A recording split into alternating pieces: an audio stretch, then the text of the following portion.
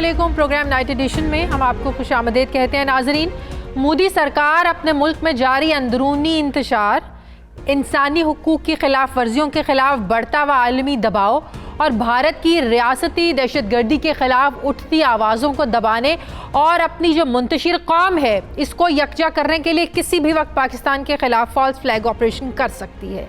वज़ीर-ए-आज़म इमरान खान और वज़ीर ख़ारिजा शाह महमूद कुरैशी बार बार इस बात का इंदिया दे रहे हैं कि भारत खित्ते के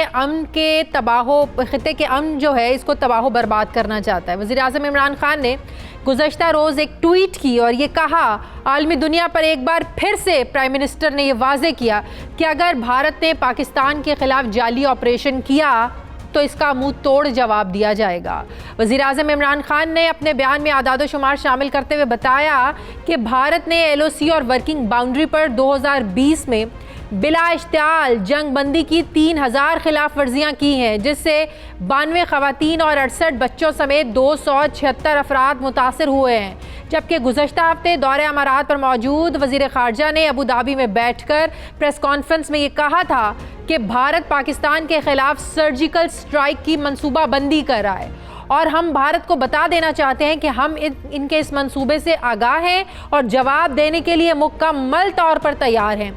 वज़ीर ख़ारिजा शाह महमूद कुरैशी ने अपनी प्रेस कॉन्फ्रेंस में ये भी कहा कि मेरे पास ये इत्तलात भी हैं कि भारत ने अहम खिलाड़ियों से इसकी मंजूरी लेने के लिए राबता भी किया है, जिन्हें वो अपना पार्टनर तस्वुर करते हैं। सवाल ये है कि एक तरफ भारत में इंसानी हुकूक की खिलाफ वर्जियाँ जारी हैं, पाकिस्तान ने भारत की जानिब से दहशतगर्दी को फ़रोग देने के सबूत भी दुनिया को फराहम किए हैं। पाकिस्तान के ख़िलाफ़ गलत प्रोपेगंडे के ख़िलाफ़ EU डिसइंफो की लैब की जो रिपोर्ट है वो भी मंजर आम पर आ चुकी है। कश्मीर में भी भारतीय मजालिम जारी हैं। इस सब के बावजूद दुनिया का कोई भी मुल्क भारत पर दबाव डालने को तैयार क्यों नहीं है? हत्ता कि भारत की जानिब से LOC के करीब आज़ाद कश्मीर में अक़वाम मुत्तहिदा के मुबस्सिर ग्रुप की गाड़ी पर फायरिंग तक हो जाती है, लेकिन इसके बावजूद भारत के ख़िलाफ़ कोई एक्शन नहीं लिया जाता। क्यों? क्या ये भारत की दुनिया में मजबूत लॉबी की वजह से है या पाकिस्तान की कमज़ोर सिफारतकारी की वजह से? दूसरी तरफ वज़ीर ख़ारिजा शाह महमूद कुरैशी का ये भी कहना है कि UAE की जानिब से वीज़ों पर पाबंदी आर्जी है जो जल्द ख़त्म हो जाएगी, जबकि मुत्तहिदा अरब अमारात के वज़ीर ख़ारिजा ने भी यही बयान दिया है कि पाकिस्तान पर जो वीज़ों की पाबंदी है ये आर्जी है जो कोरोना वायरस की वजह से लगाई गई है। लेकिन अहम सवाल ये है कि पाकिस्तान के मुकाबले में अमेरिका और भारत कोरोना से ज़्यादा मुतासरा मुल्क हैं। अगर कोरोना वायरस की वजह से ही आपने पाबंदी लगानी है तो फिर भारत और अमेरिका के शहरियों पर यह पाबंदी क्यों नहीं लागू होती? क्या पसे पर्दा मामलात कुछ और हैं? जबकि मुत्तहिदा अरब अमारात के दौरे के बाद वज़ीर ख़ारिजा शाह महमूद कुरैशी को ये बात क्यों करना पड़ी कि अमारात को वाज़े कर दिया है कि मसला फ़लस्तीन के हल तक पाकिस्तान इसराइल को तस्लीम नहीं कर सकता? क्या अमारात की जानिब से इसराइल को तस्लीम करने के लिए कोई बात की गई है? इस पर मैं बात करूंगी। मुझे ज्वाइन किया वज़ीर ख़ारिजा शाह महमूद कुरैशी साहब ने। अस्सलाम वालेकुम, बहुत बहुत शुक्रिया शाह साहब आपका। शाह साहब, ये बात तो हम सब जानते हैं कि आपकी जानिब से और वज़ीर-ए-आज़म इमरान खान की जानिब से भारत की तरफ से फॉल्स फ्लैग ऑपरेशन की बार बार बात की जाती रही है कि भारत इस किस्म का जाली ऑपरेशन कर सकता है। कल भी वज़ीर-ए-आज़म ने इस बारे में जो ट्वीट किया और कहा कि अगर भारत ने ऐसा कुछ जाली ऑपरेशन किया तो इसका मुँह तोड़ जवाब दिया जाएगा। अब बात यह है शाह साहब कि पाकिस्तान तो भारत को बेनकाब कर रहा है। अक़वाम मुत्तहिदा में, दुनिया में इस बारे में पाकिस्तान की तरफ से सबूत भी दिए जा रहे हैं, लेकिन बात यह है कि भारत इससे मुतासिर होता हुआ नजर नहीं आ रहा। आखिर क्या वजह है कि दुनिया का कोई भी मुल्क भारत को बाज रखने पर तैयार नहीं है, भारत पर प्रेशर डालने को तैयार नहीं है? क्या इसकी वजह यह है कि भारत की लॉबिंग स्ट्रांग है, मजबूत लॉबी है दुनिया में भारत की? जी नहीं, पहली बात तो यह है कि हमारा फर्ज बनता था, हमें जो इत्तलात मिली हम उन इत्तलात को सामने रखते हुए दुनिया को बाखबर रखें और दुनिया को बताएं कि हमारे इरादे क्या हैं। हमारा इरादा है कि इस खित्ते में अमन और इस्तेकाम में बिगाड़ पैदा ना हो। हमारा जो ख्वाहिश है वो ये है कि अफगानिस्तान में जो अमन का जो प्रोसेस है, जो अमल है, वो अपने मंतकी अंजाम को पहुंचे। भारत की जरूरत ये है कि उनके अंदरूनी मसाइल जो हैं मकबूजा कश्मीर में बढ़ते चले जा रहे हैं। जो अक़लियतों के साथ उनका रवैया है, बशमूल मुसलमान और जो क्रिश्चियंस हैं, दलित हैं, सिख हैं, उनके साथ उनका रवैया बिगड़ता चला जा रहा है। भारत में इस वक्त आप देख रहे हैं कि पूरे हिंदुस्तान के अंदर जो वहाँ के जो किसान हैं उनका एहतजाज जो है वो बढ़ता चला जा रहा है। पंजाब से हरियाणा, हरियाणा से यूपी, यूपी से राजस्थान, महाराष्ट्र तक फैल चुका है। ठीक है, तो उनसे तवज्जो हटाने के लिए आपने देखा कि अभी वो यूरोपियन यूनियन में एक्सपोज हुए हैं।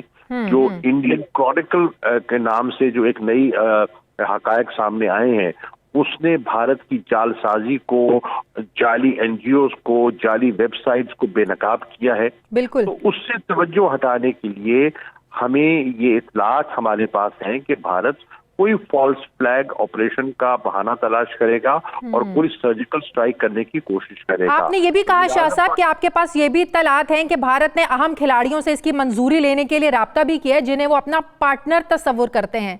आप बता सकते हैं, आपके नॉलेज में है, कौन से ऐसे ममालिक हैं, कौन से ऐसे खिलाड़ी हैं जिससे भारत जो है ना वो मंजूरी लेना चाहते हैं और मंजूरी मिल जाएगी? देखिए, मंजूरी मैं नहीं समझता कि कोई जिम्मेदार मुल्क इस किस्म की मंजूरी दे सकता है। भारत कोशिश कर सकता है टैसिट अप्रूवल हासिल करने के लिए, लेकिन जितनी भी दुनिया के मुमालिक हैं जो इस खित्ते में अमन इस्तेकाम देखना चाहते हैं, तो जानते हैं कि 2 एटमी क़ुव्वतों के अंदर अगर कोई खराबी पैदा होती है तो उसके असरात इस खित्ते पर, दुनिया में पड़ सकते हैं। वो इस किस्म की मंजूरी हरगिज मैं नहीं समझता कि कोई जी शऊर तबका ऐसी मंजूरी दे सकता है। भारत की कोशिश हो सकती है, लेकिन उस कोशिश में इनको कामयाबी होती है, मुझे मुश्किल दिखाई देता है। बिल्कुल सही। अच्छा शाह साहब, आपने पिछले दिनों जो यूएई का दौरा किया, जो एक बड़ा मसला चल रहा था पाकिस्तानियों पर, वीज़ों की जो पाबंदी लगाई गई है, जो अमाराती वज़ीर ख़ारजा ने भी जो बात की है, जो बात सामने आई है, कोरोना की वजह से बकौल उनके ये पाबंदी लगाई गई है। लेकिन बड़ा सादा सा सवाल जो हर शख्स के जहन में आ रहा है वो ये कि अमेरिका में जितना कोरोना है, जितनी डेथ रेशो वहाँ है, जितना यूरोप में फैला, जितने केसेस इंडिया में है, जी पाकिस्तान पर ये पाबंदी क्यों? देखिए, सिर्फ पाकिस्तान पे, पहली बात तो ये पाबंदी पाकिस्तान पे नहीं है और दीगर ममालिक भी इसमें शामिल हैं। अब इसमें देखिए, कोविड एक वजह है। आप ये भी देखें कि वहाँ कोविड की वजह से जो एक इकोनॉमिक कॉन्ट्रैक्शन हुई है, उनका कारोबार जो मुतासर हुआ है, कंस्ट्रक्शन इंडस्ट्री मुतासर हुई है। आपकी बहुत बड़ा तबका जो है वो ब्लू कॉलर्ड जॉब्स में है, कंस्ट्रक्शन इंडस्ट्री में। ठीक है, आपका बहुत बड़ा तबका जो है वहाँ की जो सर्विस सेक्टर है उसमें मुलाजमतें लेता था। ठीक है, आप ये देखिए कि जो उनकी एमिरेट्स एयरलाइन है उसमें सिर्फ पाकिस्तानी तो नहीं है, हम किस्म के लोग थे। उन्होंने एयरलाइंस जो है, ये कोविड की वजह से ट्रैवलिंग कम हुई है, एयरलाइंस बहरान का शिकार है। कम से कम 20 से 25 हजार लोग उन्होंने अपनी एक एयरलाइन से उन्होंने फारिग किए। ठीक है ना, तो ये जो अपना जो इकोनॉमिक कॉन्ट्रैक्शन हुई है, ये सिर्फ यूएई में नहीं दुनिया भर में हुई है। उसका इम्पैक्ट जो है गल्फ के ममालिक में भी हुआ है, यूएई में भी हुआ है। तो नई लेबर ऑब्जॉर्प्शन की दिक्कतें हैं, इसलिए उन्होंने वक्ती तौर पर नए वीजों के इजरा पर पाबंदी लगाई है। और वो समझते हैं कि जैसे जैसे अब इकोनॉमी दोबारा खुल रही है, उनकी टूरिज्म में दोबारा बहाली आ रही है, दुबई ने नए एसओपी के तहत नई अपनी मार्केट को, इकोनॉमी को खोलना शुरू कर दिया है, तो वैसे वैसे इम्कानात ऑब्जॉर्प्शन के बढ़ जाएंगे।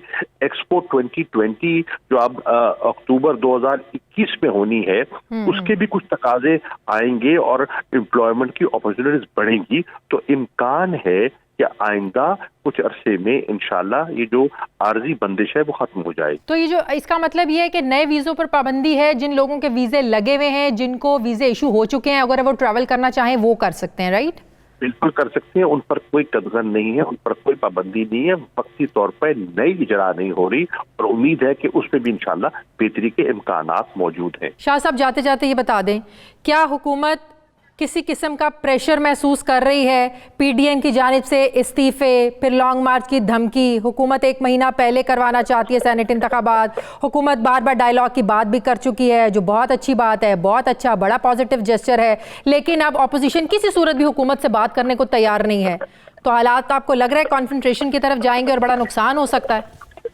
देखिए, ऑपोजिशन को मैं समझता हूँ कि जिम्मेदाराना रवैया अख्तियार करना चाहिए। हम समझते हैं कि ऑपोजिशन जिस हठधर्मी पे है वो मुल्क के मफाद में नहीं है। हाँ। इस वक्त पूरी दुनिया में जिस तरह कोरोना की सेकंड वेव ने दुनिया को लपेट में ले रखा है, हमने ऑपोजिशन के रहनुमाओं से ये गुजारिश की थी कि इन तकाजों को सामने रखते हुए वक्ती तौर पर अगर आप अपने जलसे जुलूस जो है वो उन्हें महदूद कर दें या उन्हें फिलहाल मौखर कर दें तो मुल्क के मफाद में होगा। लेकिन उनकी सियासी जरूरत ऐसी थी कि उन्होंने ऐसा नहीं किया। लेकिन आपने देखा कि अवाम ने उन्हें मजबूर कर दिया। लाहौर में आपने देखा कि उनका कितना एक नाकाम शो था, वो जो मर्जी कहे, अवाम उससे लाताल्लुक रही। मुल्तान में भी आप देखें कि उनका एक तंग से चौक में, घंटाघर चौक में उन्होंने चंद लोग जमा किए और उसको कहा कि एक तारीखी इज्तिमा था, हरगिज नहीं, मजाक था। आप देख रहे हैं कि लोगों का जनरल पब्लिक समझती है कि ये रवैया जिम्मेदाराना नहीं है। इसके साथ साथ उनको ये भी सोचना चाहिए कि आज अगर भारत इस किस्म की सर्जिकल स्ट्राइक्स की धमकियां दे रहा है, पाकिस्तान को बलाइन कर रहा है, क्या उन्हें अपने जाती एजेंडे को नेशनल एजेंडे पर फोकियत देनी चाहिए? मेरी राय में नहीं देनी चाहिए। लेकिन जहां तक दबाव का ताल्लुक है, पीडीएम का हम पर कोई दबाव नहीं है। एक सियासी अमल है, उन्होंने अपना शुरू किया हुआ है, बहादुरों वो कर सकते हैं, हमें उस पर कोई इतराज नहीं है। मिली तकाजा इसके बरक्स है, लेकिन अगर वो अपनी हठधर्मी में कायम रहना चाहते हैं रहें। असीफों की हमने बात की, मैं समझता हूँ उसमें भी यकसुई नहीं है, उनके अंदर तजादात मौजूद हैं। पीपल्स पार्टी इस्तीफों से हिचकिचा रही है। अच्छा। वो एक तरफ कहती है कि पीडीएम का फैसला है और फिर वो पीडीएम का हिस्सा भी है और कहते हैं कि हम ज़िमनी इंतखाबात में हिस्सा भी लेंगे। तो ये तजादात सामने आ रहे हैं। कौन को आप गुमराह मत कीजिए, और हर चीज पे हर वक्त सियासत जो है वो सूदबंद नहीं होती। ठीक है, बहुत बहुत शुक्रिया। वज़ीर ख़ारिजा शाह महमूद कुरैशी साहब मेरे साथ थे, थैंक यू वेरी मच। मुझे प्रोग्राम में एक ब्रेक लेनी है नाज़रीन, वापस आते हैं एक छोटे से वक्फे के बाद।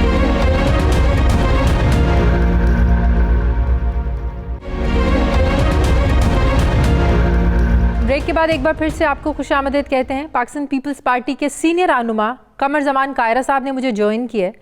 अस्सलाम वालेकुम, बहुत बहुत शुक्रिया कायरा साहब आपका।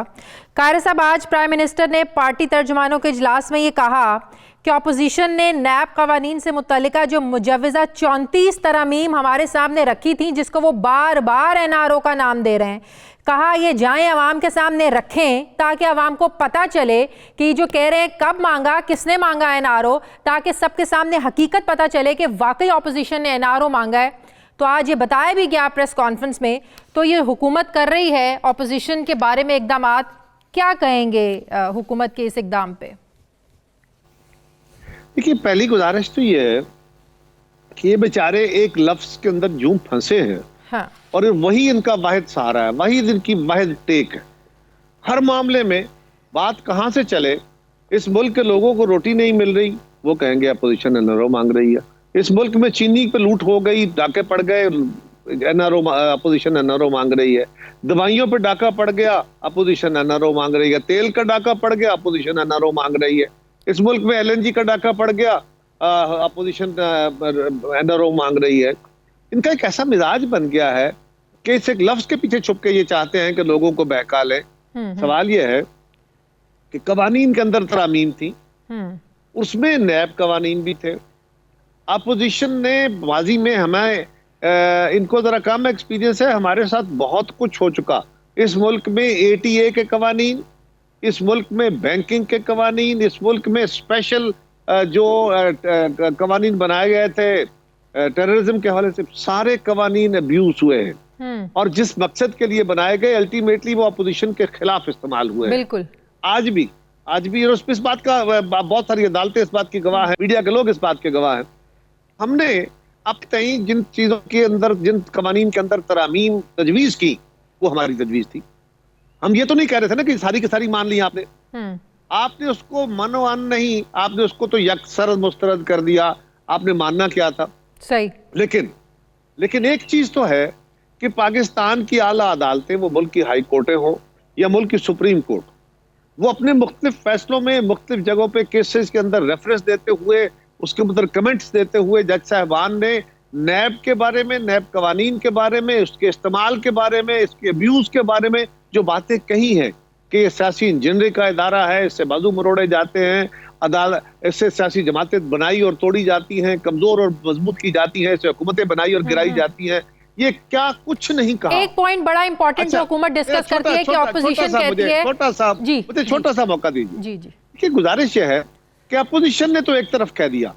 अब आपने कहा कि जी पहली बात तो ये बदयांती और लाकानूनी की बात है कि जो बात आप कानून के अंदर तजवीज देते हैं वो तब तक एक सीक्रेट ला रहता है या सीक्रेट रहती है या महफूज रहती है जब तक उसके ऊपर हतमी राय ना आ जाए। चले, इनसे में कोई तवक्को नहीं है, ये सब कुछ करेंगे। लेकिन अपोजिशन ये पूछ रही है, आज मैं सवाल करता हूं कि हमारे उन तजावीज को तो आप कह रहे हैं कि जनाब ये एनआरओ है, तो जो सुप्रीम कोर्ट ने कहा, जो हाई कोर्टों ने कहा, उसके मुताबिक आपने भी कोई तजावीज दी होंगी ना कि नैब ला में इस तरह की तरमीम हो जानी चाहिए ताकि इसमें जो गलतियां हैं, जो गलती का आंसर है, सही, इसकी तरफ निशानदेही या मिसयूज का आंसर है, जिसकी तरफ अदालतों ने बहुत दफा निशानदेही की है, वो खत्म हो जाए। और अपोजिशन की बात हम नहीं मान रहे, तो कोई तजवीज इन्होंने दी है तो वो भी सामने आ जाए। इनके पास कुछ नहीं है, नहीं है ही नहीं। अच्छा, है ही नहीं। सही। अच्छा, हुकूमत जो कहती है, आप लोग कहते हैं जो मनी लॉन्ड्रिंग है उसको जुर्म की उसमें ना गर्दाना जाए, तो फिर सवाल तो ये उठता है ना, पूरी दुनिया में मनी लॉन्ड्रिंग एक बहुत बड़ा जुर्म है जिसकी माफी नहीं है, तो फिर ऑपोजिशन की तरफ से ये तजवीज के मनी लॉन्ड्रिंग कहता है, ये हुकूमत कहती है कि आप लोग, किसने कहा कि मनी लॉन्ड्रिंग को जुर्म ना कहा जाए? मनी लॉन्ड्रिंग एक जुर्म है। हाँ। मनी लॉन्ड्रिंग को कौन से जुर्म के जद में रखना है? सही। क्या आपने इनकम टैक्स के जद में के जुर्म में रखना है या आपने उसको नैब के कानून के जुमरे में लेके जाना है, या आपने उसको दहशतगर्दी के जुमरे में जाना है, या आपने, क्योंकि कल आपके मुल्क के अंदर फेटफ के कवानीन के तहत और जो कवानीन अभी इन्होंने बनाए हैं, बहुत सारे वो पैसे हैं। देखिए, हमारे मुल्क के अंदर एक इकोनॉमी का एक अपना रंग है। पाकिस्तान का शायद ही कोई ऐसा कारोबारी बंदा हो, ऐसा ही कोई जिसने अपनी जायदाद बनाई हो, जिसने कोई चीज खरीदी हो, जिसने बाहर से पैसे नहीं मंगवाए, इसलिए कि आपके मुल्क में एक कानून था माजी में, सही, अभी तक है, कि बाहर से आने वाले पैसे के ऊपर प्रोब नहीं की जा सकती। अब आप कह रहे हैं कि जनाब हमने एक कानून बना दिया, हम कह रहे हैं कि उसको इनकम टैक्स के जुमरे में रखें। अच्छा, वो कानून पूछा जाए, अदालत उससे, रियासत उनसे पूछे। सही। लेकिन अगर आप उसको दहशतगर्दी के साथ नथी कर देंगे, अगर आप उसको फेटअप के साथ नथी कर देंगे, तो कल आप किसी भी मदरसे, किसी भी सियासी जमात, हालांकि आपके ऊपर खुद सवाल है, आप फॉरेन फंडिंग केस, बिल्कुल सही, फंडिंग केस को इतने सालों से दबाए बैठे हैं, सही, दबाए बैठे हैं, लेकिन कल आप किसी मुखालिफ के ऊपर इल्जाम लगा के आप उसका केस जो है वो नैब में और दहशतगर्दी में दे दें और आप उसको पकड़ के 9 महीने और साल जेलों में रखें और फिर कहें कि जी अब आप कन्फेशनल स्टेटमेंट दे दो, तो ये अब्यूज एक नया तरह शुरू हो जाएगा। ये ना करें, जो कानून ऑलरेडी मौजूद है उसके तहत रखें। अच्छा, इसके ऊपर जवाब हम कंप्रिहेंसिवली देंगे। वजीर आजम साहब ने ये भी बात की कि ऑपोजिशन ने एक हफ्ता भी धरना दे देना तो मैं इस्तीफे का सोचूंगा, जिसके से एक समझ में आ रहा है कि वज़ीर आज़म इतने पुरएतमाद हैं कि उन्हें लगता है कि भाई एक हफ्ता तो दूर की बात, शायद आप 3 दिन भी जो है ना जम के वहाँ पे बैठ नहीं सकते हैं। वो तो अपने 126 दिन के धरने की बात करते हैं कि कोई इतना बड़ा धरना नहीं दे सकता है। तो ये जो चैलेंज है वज़ीर आज़म का, एक हफ्ता भी बैठ के दिखा दें, कितना आसान है आप लोगों के लिए, कितना मुश्किल है ये चैलेंज? पहली गुजारिश तो यह है कि आप भी वो धरना देख रही थी, मैं भी देख रहा था, और आप भी उसकी हकीकत से वाकिफ है, मैं भी वाकिफ हूँ। आगाज में जब तक डॉक्टर ताहिर कादरी साहब और ये इकट्ठे थे, कुछ लोग थे, फिर वो दो लोग कम होते गए और सिर्फ मीडिया के जरिए दिखाया गया। खुद मीडिया के लोगों ने कहा कि हम दर्जनों लोगों को हजारों की तादाद में गिनते थे, अगर 1000-2000 बंदा रोज आ भी जाता था तो वो एक मेला ठेला जरूर बनता था। लेकिन आप एक काम कीजिए, उसको छोड़िए, माजी है वो। आप वजीर आजम साहब से ये पूछिए कि आप एक हफ्ते के धरने के बाद तो सोचेंगे, जिस तरह आपने धरना दिया था वो धरना हम दे देते हैं। आप ये फरमाइए कि हम 2 हफ्ते का धरना दें, 3 हफ्ते का धरना दें, कितने लोग लाएं तो आप मुस्तफी हो जाएंगे? उन्होंने स्टेटमेंट बड़ी सोच समझ के दी है कि यू टर्न ना लेना पड़ जाए। मेरी गुजारिश सुन लीजिए, मैंने इसलिए कहा, मैं यही कहने लगा था कि उन्हें सिर्फ ये कह दीजिए कि यू टर्न नहीं लेना, जो भी आपने कहना है वो जरा खुल के कह दीजिए। वैसे वो यू टर्न ले चुके हैं इस पे, क्योंकि वजीर आजम साहब खुद कह चुके हैं, पहले कह चुके हैं कि अगर मेरे खिलाफ इतने चंद हजार लोग खड़े थे, उन्होंने कहा मेरे खिलाफ इतने लोग अगर निकल के, इतने हजार लोग अगर कह दें कि तुम इस्तीफा दो तो मैं फौरन इस्तीफा दे दूं। आज तो पाकिस्तान में लाखों लोग उनके खिलाफ निकले हुए हैं, मुख्तलिफ जमातें हैं, हमारा फोरम भी है, जमात इस्लामी भी है, बाकी फोरम भी है। ये पाकिस्तान पीपल्स पार्टी के बारे में ये तहफुजात क्यों है? उस्ताद भी मारे खा रहे हैं, नर्सेज भी मारे खा रही हैं, डॉक्टर भी सड़कों पे हैं, और कौन आएगा, किसका नारा सुनेंगे? सही, एक सवाल का जवाब दे दें, आखिरी सवाल। पाकिस्तान पीपल्स पार्टी के बारे में ये क्यों तासुर है? अभी शाह महमूद कुरैशी साहब भी मेरे प्रोग्राम में थे, वो कहते हैं पाकिस्तान पीपल्स पार्टी इस्तीफे नहीं देगी, सिंध हुकूमत है उनके पास, वो पीडीएम के प्लेटफॉर्म से बात तो कर रहे हैं कि हम इस्तीफे देंगे क्योंकि हम ये पीडीएम का फैसला है, लेकिन वो इस्तीफे नहीं देंगे। हर कोई इतना पुरएतमाद होकर क्यों ये कह रहा है? क्यों पीपल्स पार्टी को इतना वो समझ रहे हैं कि रिलक्टेंट है पीपल्स पार्टी इस्तीफा नहीं देगी? स्टेक पर नहीं लगाएंगे आप लोग अपनी सिंध गवर्नमेंट? जो जमात के बार बार कह रही है ना, वो तो यू टर्न की मास्टर है, उनके लिए तो प्रॉब्लम ही नहीं है बात करके मुकर जाना। पीपल्स पार्टी की तारीख में ऐसा कुछ नहीं है। हम जब कहते हैं सोच समझ के बात करते हैं, तहम्मुल से करते हैं। हमने बहुत इस प्रोसेस के अंदर, इस जमहूरी जद्दोजहद में बहुत सबक सीखे हैं, बहुत रगड़े खाए हैं इस रियासत से। लेकिन पीपल्स पार्टी का जब वक्त आएगा, पीपल्स पार्टी बिल्कुल इस्तीफे भी देगी। लेकिन एक बात और जरा याद रखिए, इस थीसिस को देखिए, ये क्या कह रहे हैं कि हमारी हुकूमत है। हाँ, हम कह रहे हैं कि हम इस हुकूमत को चलता करेंगे इस्तीफे देके। हम रियासत के इस सियासी निज़ाम के अंदर रियासती इदारों की मदाखलत का निज़ाम बंद कराएंगे। हम फेयर एंड फ्री इलेक्शन कराएंगे, लोगों की राय के तहत निज़ाम लाएंगे, और हम आइन के तहत इदारों को चलाना चाहेंगे। अगर हम इस हुकूमत को इन इशूज़ पे गिरा के नया इलेक्शन लेके आते हैं, तो माजी में तो ये होता था ना कि किसी एक की हुकूमत गिराई जाती थी और गिराने वाले दूसरी तरफ खड़े हो जाते थे, और वहां से मौसमी परिंदे भी वहां आ जाते थे और एक वोट स्विंग हो जाता था। अगर हम इस हुकूमत को घर भेज के प्रेशर के तहत मूवमेंट चला के और इस मुल्क की सियासत से मदाखलत का अमल बंद करा के और एक फेयर एंड फ्री इलेक्शन की तरफ ले जाएं, तो फिर हम तो ज्यादा वोट लेके आएंगे, हम तो विक्टोरियस होंगे। हमें कौन सा अमर माने होगा कि हम जिनकी मदाखलत बंद करना चाहते हैं, ऑपोजिशन के बहुत से लोग हैं जो ये समझते हैं और जिनकी ख्वाहिश भी है कि अगर मुज़ाकरात हों तो उन्हीं से मुज़ाकरात हों जिनकी आप लोग मुदाखलत बंद करना चाहते हैं। ये तो दोहरा, इसको तजाद कह दें, दोहरा म्यार कह दें। देखिए, गुजारिश ये है कि उसके तरीक़ाकार क्या है। पार्लियामान बिल्कुल है, उसका तरीक़ाकार एक नेशनल डायलॉग बिल्कुल है, उसका कोई फोरम क्रिएट करना पड़ेगा ना।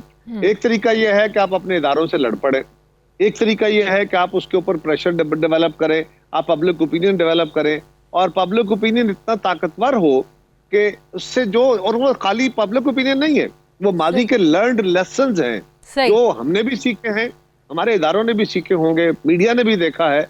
तो हम चाहते हैं कि ये तसादुम की तरफ ना हो, चीजें तसादुम में ना जाए। हम तसादुम कभी भी नहीं चाहते इदारों से, लेकिन कुछ लोगों का ख्याल है कि हम तसादम करें, उनसे लड़ पड़े, और या शायद हम ये ऐसा को मुतालबा कर रहे हैं। ऐसा नहीं, हमारी जद्दोजहद 53 साल की है। हमारी जद्दोजहद इस मुल्क में आईनी हुक्मरानी की जो है वो 1967 से शुरू होती है, वो 2 या 4 साल पहले की नहीं। ठीक है, बहुत बहुत शुक्रिया। पाकिस्तान पार्टी के सीनियर रहनुमा कमर जमान कायरा साहब मेरे साथ थे, बहुत शुक्रिया आपका। नाज़रीन, मुझे प्रोग्राम में एक ब्रेक लेनी है, वापस आते हैं एक छोटे से वक्फे के बाद।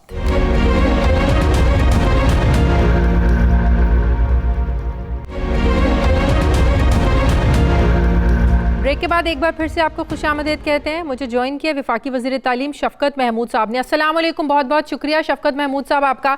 शफ़क़त महमूद साहब, आज जो अपोजिशन की तरफ से जो नैब कवानीन में 34 तरमीम पेश की गई, जब हुकूमत और अपोजिशन के दरमियान बातचीत हो रही थी, वज़ीर आज़म ने भी कहा कि इसको अवाम के सामने रखा जाए, बताया जाए कि किस तरह अपोजिशन ने नारो मांग रही थी।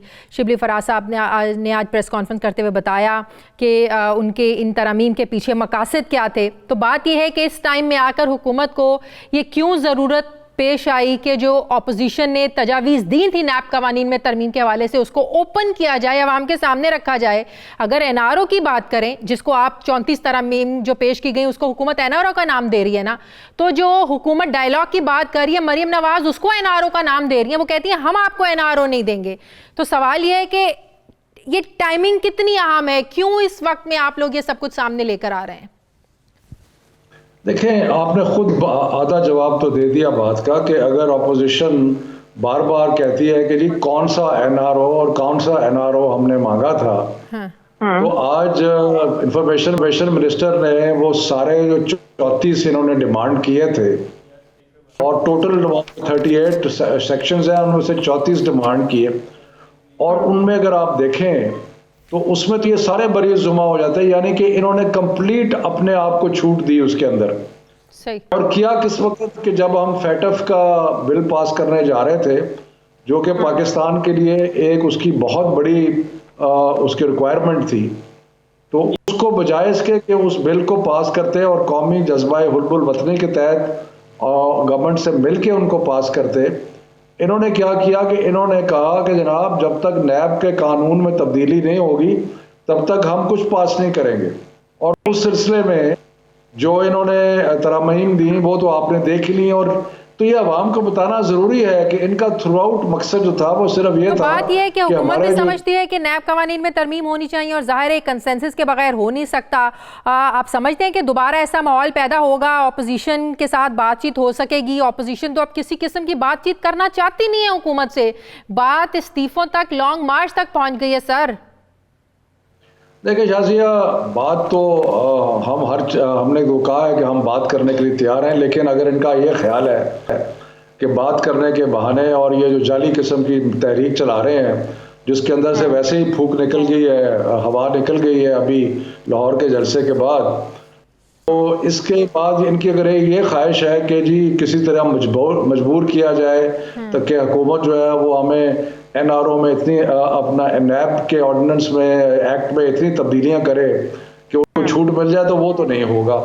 बाकी जहाँ तक इस चीज़ का ताल्लुक है कि कोई तब्दीली नहीं, वो तो हमने अपने ऑर्डिनेंस जो खुद जारी किया था तब्दीलियां की थी, और वो बिजनेस को प्रोटेक्ट करने के लिए और जो नेक नीति से फैसले ब्यूरोक्रेसी करती है उसको प्रोटेक्ट करने के लिए किए थे, लेकिन वो फिर ऑपोजिशन ने कोऑपरेट नहीं किया। वो असल बात ये है कि ये जो तो चंद दुश्वारियां और पेचीदगियां हैं नैब की लॉ में, वो तो तब्दील होनी चाहिए, लेकिन ये उस आड़ में फिर ये करते क्या है कि उस आड़ में तकरीबन अपने आप को मुकम्मल तौर पे बरी जुमा करार देने के लिए कोशिश करते हैं, बल्कि अपने लीडर्स के लिए। बाकी तो मेजॉरिटी लोग तो ऐसे हैं जो करप्ट नहीं है, लेकिन इनके लीडर्स ने जो मारधाड़ की है। बात ये शफकत महमूद साहब, वज़ीर आज़म ने 2-3 बार डायलॉग की बात की, हम डायलॉग के लिए तैयार हैं, लेकिन किसी किस्म का एनआरओ नहीं मिलेगा। आपके एनआरओ की बात करते हैं, अब ऑपोजिशन ने एनआरओ का रागल अपना कोई शुरू कर दिया है कि डायलॉग की आप बात करें, इसका मतलब है कि आप उनसे एनआरओ मांग रहे हैं। आप किस एनआरओ की बात कर रहे हैं? देखिए जो है उनके बारे में तो आज उनके दुश्मन भी नहीं कहते कि वो करप्ट हैं, तो हमने एनआरओ और हमारी कैबिनेट भी सारी ऐसी है, हमने क्या लेना है इनसे। बाकी अगर किसी के ऊपर कोई इतराज है तो वो करें, जाके जरूर करें, हम तो किसी शफकत महमूद साहब, फिर अगर बात एहतसाब की है ना, ऑपोजिशन तो एहतसाब को लेके कह रही है ना कि हमारा एहतसाब हो रहा है, सियासी इंतकामी कार्रवाइयों का वो इसको नाम दे रहे हैं, आप कह रहे हैं कि नहीं, इसी पर जो है ना ऑपोजिशन एनआरओ मांग रही है। तो बात यह है कि जब हुकूमत की जो पेट्रोलियम बहरान पर जो एक रिपोर्ट थी, जब वो आती है तो वजारतें जो पेट्रोलियम है वो ही उस रिपोर्ट को मानने के लिए तैयार नहीं है, तो फिर जाहिर है सवालात तो शफकत महमूद साहब उठेंगे कि एक तरफ तो एहतसाब का राग नहीं अलापा जा सकता, एक तरफ तो अपोजिशन को सिर्फ नैब का जो शिकंजा है अपोजिशन तक तो महदूद नहीं किया जा सकता, फिर अक्रॉस दी बोर्ड होना चाहिए, सबका होना चाहिए, फिर चाहे वो आटा बहरान पर जो जिम्मेदार हों, चीनी बहरान पर जो जिम्मेदार हों, फिर वो जो पेट्रोलियम बहरान की रिपोर्ट हो, हुकूमत के अपने लोग हों, फिर एहतसाब दोनों तरफ होना चाहिए। देखिए, कोई भी ये नहीं कहता कि नायब जो है वो यकतरफा एहतसाब करे, हम तो सब कहते हैं कि सबका एहतसाब हो। हाँ। और अगर किसी ने, मैं तो पहले आपसे ये गुजारिश की है कि हमारी सफ़ों में अगर कोई ऐसा शख्स है जिसके बारे में क्रेडिबल इल्ज़ाम लगते हैं तो बिल्कुल नायब जो है वो उसकी तहकीक करे हम तो पाकिस्तान से करप्शन को ख़त्म करना चाहते हैं, हम कोई ऑपोजिशन से करप्शन नहीं ख़त्म करना चाहते। ऑपोजिशन के जो चोर लुटेरे डाकू हैं उनको हम सजा देना चाहते हैं, लेकिन अगर कोई और करना चाहता है तो उसको भी सजा मिलनी चाहिए। ये कोई वन साइडेड अकाउंटेबिलिटी के ना हम कहाँ हैं और ना कभी थे, तो इसके बारे में तो कोई दो राय नहीं। अगर कोई ऐसा इशू है पेट्रोलियम का है या किसी और चीज का कोई इशू है, आपने पेट्रोलियम का जिक्र किया, व्हीट, शुगर, किसी चीज का भी, अगर उसके अंदर जो भी कल्प्रिट है अगर वो हमारी सफों में है तो जरूर उसका करें। मेरा ख्याल है कि उनको पता लग जाएगा कि ऐसी बात नहीं है, लेकिन बहरहाल हम उसको इन प्रिंसिपल रिजेक्ट नहीं करते। सही। अच्छा शफकत महमूद साहब, आप तालीम के वजीर हैं, बड़ा दुख हुआ जब 2 दिन पहले जो पंजाब के टीचर्स थे बनीगाला के बाहर गए, उन्होंने प्रोटेस्ट किया, अपने मुतालिबात लेकर वो वहाँ पर गए। अब हमें तो कहा जाता है भैया एहतजाज करना हर एक का हक है, एक तरफ अपोजिशन को आप वेलकम करते हैं, एहतजाज करें, जलसे करें, जुलूस करें, रैलियाँ निकालें, उनको कोई कुछ नहीं कहता है। अब असातिज़ा अगर अपने एहतजाज के लिए निकल पड़े, बनीगाला के बाहर अगर उन्होंने प्रोटेस्ट कर दिया, तो ऐसा उन्होंने क्या गलत कर दिया, ऐसा क्या जुर्म कर दिया उन्होंने कि वहाँ आंसू गैस भी चल पड़ती है, वहाँ शेलिंग भी हो जाती है, वहाँ गिरफ्तारियाँ भी हो जाती हैं, वहाँ उनको मारा पीटा भी जाता है।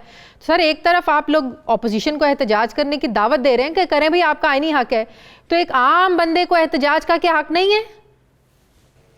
नहीं, बिल्कुल एहतजाज का हर किसी को हक है, और क्योंकि पंजाब के टीचर्स थे, मुझे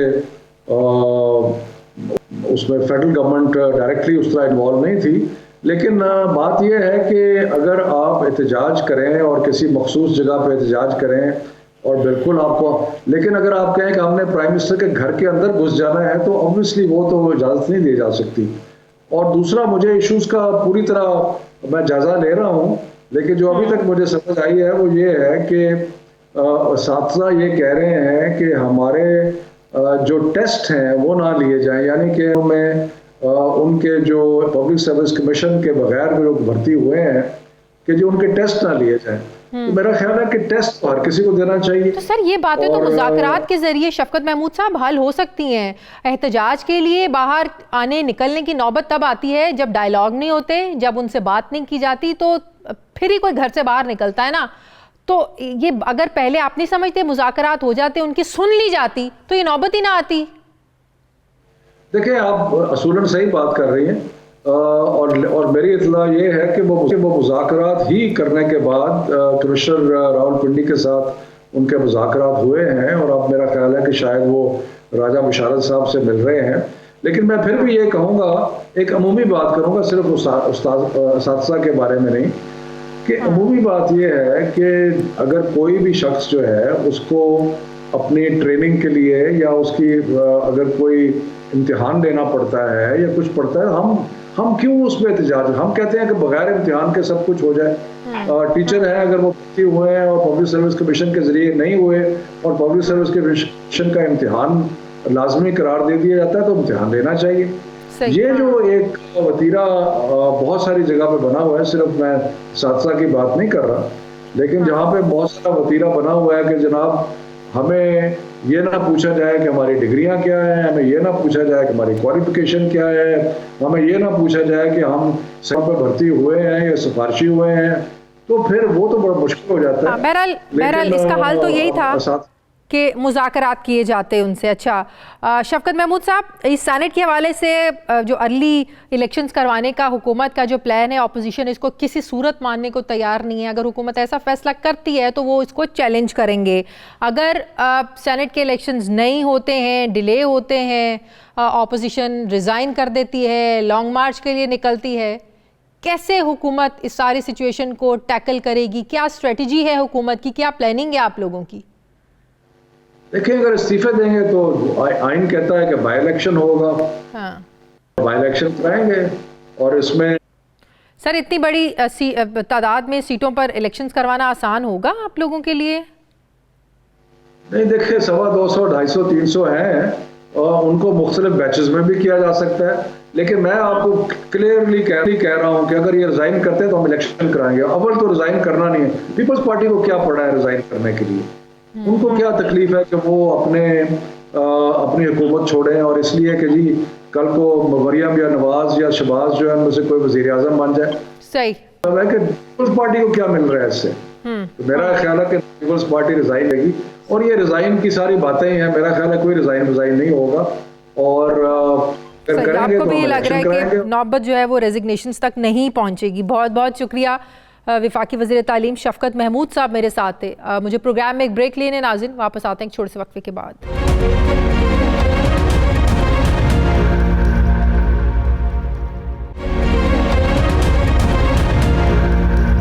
ब्रेक के बाद एक बार फिर से आपको खुशामदीद कहते हैं। नाज़रीन, मुल्क में 19 साल के बाद 2017 में होने वाली मरदमशुमारी उस वक्त ही मतनाज़े हो गई थी जब मुल्क की अहम सियासी जमातों ने इसको मानने से इनकार कर दिया था और इस पर एतराज़ात और शदीद तहफ़्फ़ुज़ात का इजहार किया गया था।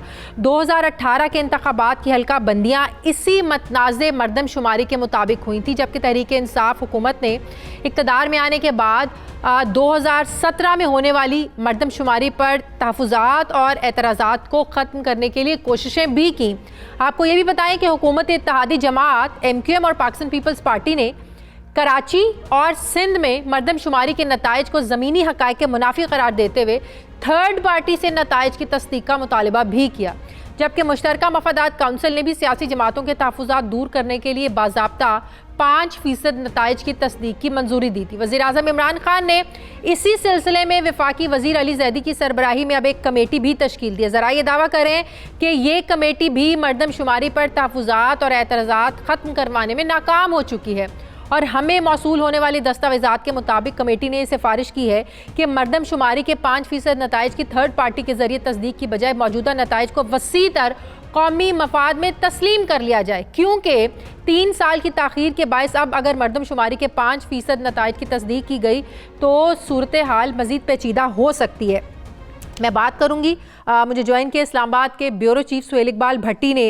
अस्सलाम वालेकुम, बहुत बहुत शुक्रिया सुहेल आपका। सुहेल, बात यह है कि 3 साल से ये एतराज़ात ख़त्म नहीं हो रहे हैं। आप भी जानते हैं, हम सब जानते हैं कि 2017 में जब मरदमशुमारी हुई थी तो उसके जब नताइज आए थे तो उसको बहुत मतनाज़े बना दिए गए थे। पाकिस्तान पीपल्स पार्टी ने, MQM ने, सब ने इसको जो है ना वो मानने से इनकार कर दिया था। तो बात यह है कि ये किसकी तरफ से कहा जा रहा है कि मुल्क के वसी तर मफाद में यही है कि इन्हीं नताइज की मंजूरी दे दी जाए? क्या यही वाहिद हल है? शाज़ी, बड़ा अजीब मामला है कि बहुत से ऐसे मामला जो हमारे कौमी मफाद के साथ जुड़े होते हैं और जो आईन पाकिस्तान में दर्ज हैं, न जाने क्यों उनके ऊपर इन लेटर एंड स्पिरिट हम अमल नहीं करते। छठी मरदमशुमारी जो कि कई सालों की ताख़ीर से 2017 में मुकम्मल हुई, लेकिन उसके बाद लाजिम था कि उस मरदमशुमारी के नताइज को तस्लीम करके पार्लियामेंट से मंजूर करवाने के बाद नए इलेक्शन भी उसके मुताबिक होते और बल्दियाती इलेक्शन के लिए भी उसके मुताबिक हल्का बंदी होती।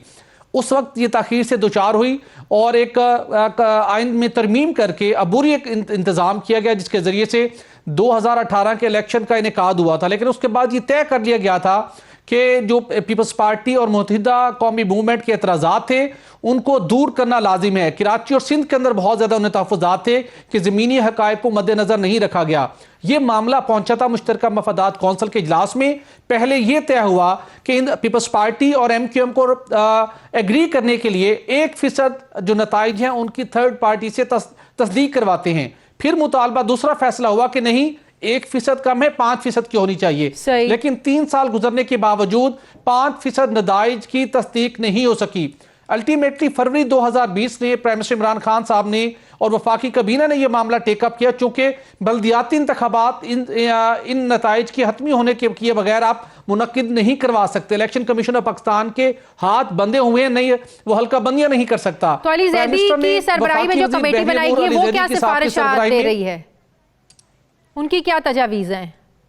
अब कमेटी ने हाथ खड़े कर दिए। कमेटी ने कहा, हाथ खड़े कर दिए। कमेटी ने यह कहा है कि हम इन 5% नताइज की तस्दीक नहीं करवा सकते। ये बहुत बड़ा पंडोरा बॉक्स खुलेगा, बहुत से और मसाइल का सामना करना पड़ेगा।